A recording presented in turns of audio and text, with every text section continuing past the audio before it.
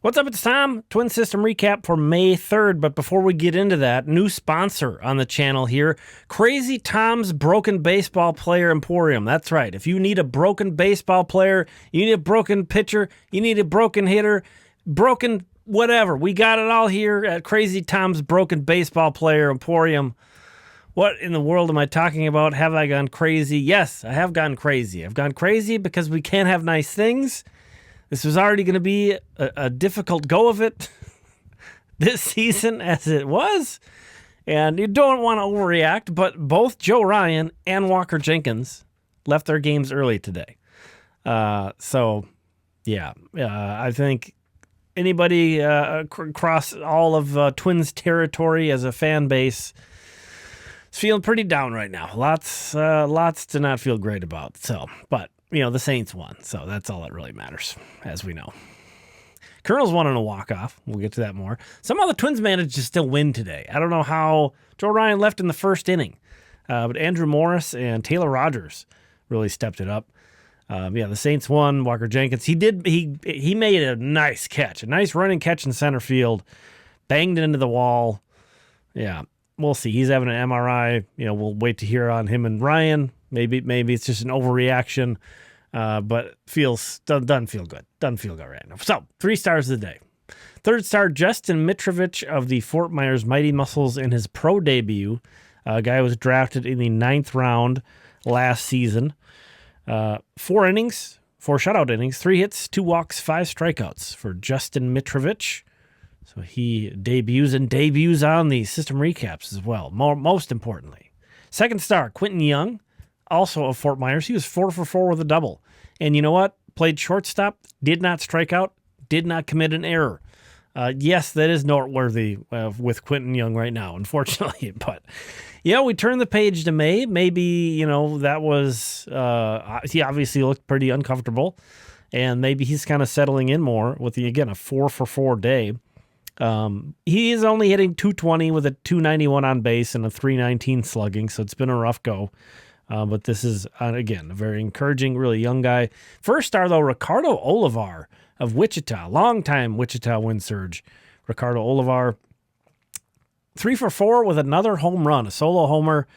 That is his 7th home run of the season. That trails only Kyler Fedko. Fedko has 8 homers. So Olivar, been in Double-A for a while, catches, which he did tonight, plays some outfield as well. A .623 slugging percentage. .623 Ricardo Olivar is slugging.